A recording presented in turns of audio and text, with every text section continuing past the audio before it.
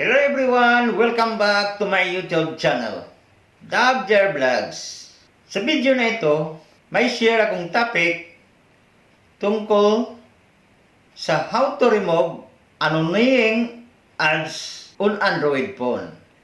At ituturo ko rin dito ang pinakasimple tips and idea kung paano maging mas smooth ang browsing experience ko. At bago tayo magsimula, ay mag-intro muna tayo.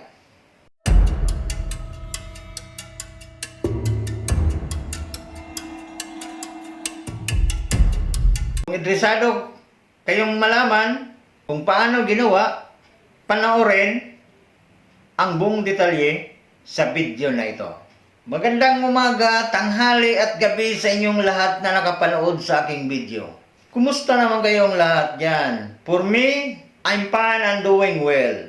Bago tayo mag-start, ipakita ko muna sa inyo ang problema. Makikita ninyo na may annoying IDS habang nag-browse ako sa CP ko. May mga pop-up and redirect IDS na bigla ang lumalabas. Yan ang tanggalin natin. Sawa ka na ba sa mga IDS ngayon na ganito? Bago tayo makapanood, may lalabas na annoying IDS. Makikita natin habang may IDS na kailangan pang i-skip. Yan, makikita nyo sa YouTube channel na ito na may IDS pa siyang lumabas. Yan ang tanggalin natin. Let's proceed to step number 1. Itap natin ang Chrome. Then itap natin din ang 3 dot. After natin itap ang 3 dot, makikita nyo ang settings. Itap natin ang settings. And then scroll tayo pataas at hanapin natin ang site settings. At ngayon dito na tayo sa site settings. Hanapin natin ang pop-up and redirects. Scroll tayo pataas hanggat hanapin natin ang pop-up and redirects. Dito makikita natin ang pop-up and redirect. Itap natin ito. At ngayon makikita nyo, automatic na siyang turn off. So let's proceed to step number 2. Itap natin ang Google Chrome. Itap natin ang 3 dot. At itap natin ang settings. Scroll up at hanapin natin ang notification. Dito makikita natin ang notification. Itap natin ito. At ngayon scroll na naman tayo pataas. At dito sa baba, makikita natin additional settings in the app. Itap natin ito at makikita natin automatic na siyang naka-turn off. So, let's proceed to step number 3. Itap naman natin ang Chrome apps. Then itap natin ang 3 dots.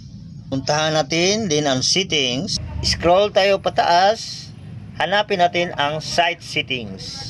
Itap natin ang site settings. Ngayon, dito na tayo sa loob ng site settings. Hanapin natin ang intrusive ads. Nahanap na natin ang intrusive ads. Dito natin makikita block on some sites. So optional, i-block ang intrusive ads. Turn on block. Kapag naka-on ito, automatic na ito ibablock ang mga websites na nagpapakita ng nakakainis na misleading IDS. So itap na natin intrusive ads. Tingnan nyo, intrusive ads automatic na siyang naka-turn on sa akin. Kasi pag dito nyo ilagay ay naka-turn off yan. Pag dito, ads are blocked on site, no to show intrusive or misleading ads. So ibablock niya ang mga sites at magiging smooth na ang experience dahil mabawasan ang bigla ang IDS habang nagbo-browse tayo. Ngayon, tingnan natin ang resulta. Ipakita ko muna sa inyo habang nagbo-browse ako ng Facebook.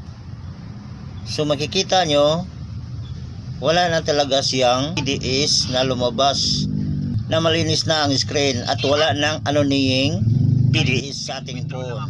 Habang nagbo-browse tayo sa ating phone, mas smooth na gamitin ang phone Ganun lang kasimple ang pag-remove ng anonyming IDS sa ating phone. Kung nakatulong ang episode na ito, pa-share naman.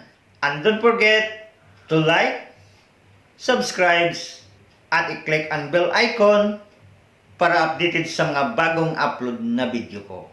And don't forget to share with your friends and relatives para marami pa ang matulungan na may remove anonyming notification ads problem and to know more useful tech tips and solutions.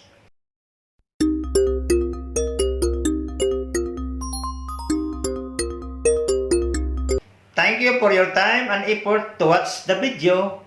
God bless as always. See you next video. Thank you.